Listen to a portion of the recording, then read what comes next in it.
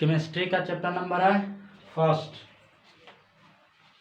और इस वीडियो का पहला क्वेश्चन पदार्थ के कणों के बीच कार्य करता है। दूसरा है वायु क्या है। तीसरा धातु का सिक्का क्या है। चौथा दूध क्या है। गैस के कणों के बीच आकर्षण बल होता है। छठा स्पंज है। 7 गैसों की संपीड्यता होती है। 8 20 डिग्री सेल्सियस का मान केल्विन स्केल में कितना होगा। 470 केल्विन का मान सेल्सियस स्केल में कितना होता है। किसी ठोस के इकाई द्रव्यमान को द्रव अवस्था में बदलने में ताप बदले बिना जितनी ऊष्मा खर्च होती है उसको क्या कहा जाता है। किसी द्रव के इकाई द्रव्यमान को वाष्प अवस्था में बदलने में ताप बदले जितनी ऊष्मा ताप बदलने बिना जितनी ऊष्मा लगती है उस द्रव का क्या कहलाता है। किसी ठोस का सीधे वाष्प में परिवर्तन क्या कहलाता है। और 13 नंबर क्वेश्चन वह प्रक्रिया जिसमें इत्र की गंध वायु में फैलता है उसे क्या कहते हैं। चौथा है गर्म करने पर गैस का आयतन क्या होता है। पांचवा बर्फ का टुकड़ा जल की सतह पर क्या होता है। तो सबसे पहले स्टार्ट करते हैं पहला क्वेश्चन कि पदार्थ के कणों के बीच क्या कार्य करता है। इससे पहले बता देते हैं कि पदार्थ की कितनी अवस्थाएं होती हैं। ठीक है, पदार्थ की 3 अवस्थाएं होती है, ठोस द्रव गैस।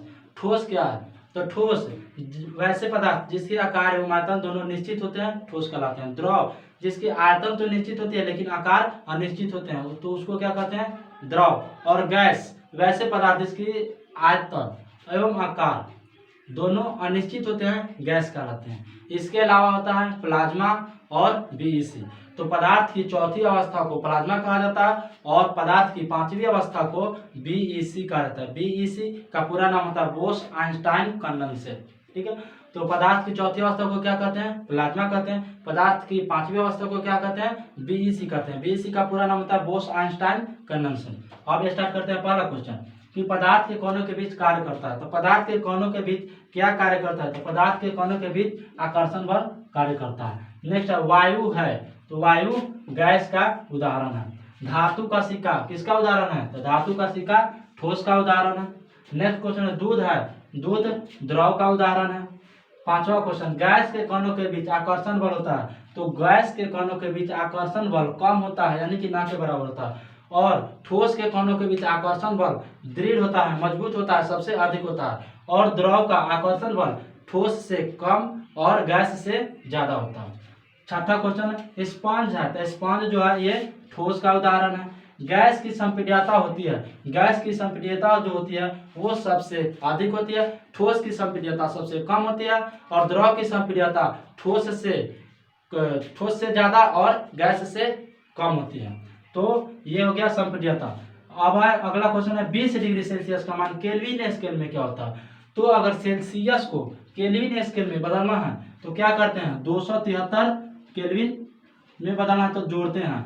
अगर ये सेल्सियस से केल्विन में बदलना है तो अगर केल्विन से सेल्सियस में बदलना है तो माइनस में 273 डिग्री कर देते हैं। तो यह है 20 डिग्री सेल्सियस का मान 20 डिग्री सेल्सियस का मान केल्विन स्केल में कितना होगा। तो क्या कर देंगे केल्विन स्केल में बनाते हैं। केल्विन स्केल इक्वल टू होता है 273 प्लस डिग्री सेल्सियस तो 20 डिग्री और इसको ऐड कर देंगे तो 293 डिग्री हो जाएगा। तो केल्विन स्केल में इसका मान कितना हो जाएगा 293 केल्विन हो जाएगा। नेक्स्ट है 470 केल्विन का मान सेल्सियस स्केल में क्या होता है। तो सेल्सियस स्केल में इसका मान बताने के लिए क्या करते हैं तो 273 को घटा देते हैं। केल्विन से सेल्सियस में बदलना है तो क्या करेंगे 273 डिग्री घटा देंगे। तो ये हो जाएगा सेल्सियस स्केल में बदलना है तो हो जाएगा 470 माइनस 273 घटा देंगे। शून्य है 10 घटेगा 7 उसके बाद 6 16 में से 7 आएगा तो 9 और लास्ट में बचेगा 3 3 में से 2 जाएगा तो यानी 197 किसमें बदलना है तो केल्विन को सेल्सियस में बदलना है तो यहाँ पर हो जाएगा डिग्री से 197 डिग्री सेल्सियस।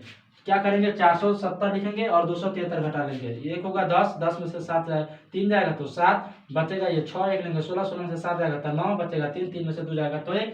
तो ये हो जाएगा केल्विन स्केल में अगर 20 डिग्री सेल्सियस का केल्विन स्केल में मान बताना है तो 293 केल्विन हो जाएगा और 470 केल्विन का मान सेल्सियस में बताना है तो 197 डिग्री सेल्सियस हो जाएगा। नेक्स्ट क्वेश्चन है किसी ठोस के इकाई द्रव्यमान अवस्था को द्रव अवस्था में बदलने में बिना ताप बदले जितनी ऊष्मा खर्च होती है वो कहलाता है, तो उसको क्या कहते हैं? द्रवण ऊष्मा कहते हैं। क्या कहते हैं? द्रवण ऊष्मा कहा जाता है। नेक्स्ट क्वेश्चन है, किसी द्रव के इकाई द्रव्यमान को वाष्प अवस्था में बदलने में बिना ताप बदले जितनी ऊष्मा लगती है उसको क्या कहा जाता है? तो उसको वाष्पन ऊष्मा कहा जाता है। नेक्स्ट क्वेश्चन है, किसी ठोस का सीधे वाष्प में परिवर्तन क्या कहलाता है? अगर कोई ठोस वस्तु है उसको गर्म करके और डायरेक्ट वाष्प में बदलना है तो उस प्रक्रिया को ऊर्ध्वपातन कहा जाता है। ठीक है, तो क्या हो जाएगा इसका राइट आंसर? ऊर्ध्वपातन। इस प्रक्रिया ऊर्ध्वपातन प्रक्रिया में होता है कि कोई किसी भी चीज को जलाने पर वो उसका द्रव रूप प्राप्त नहीं होता, डायरेक्ट उसका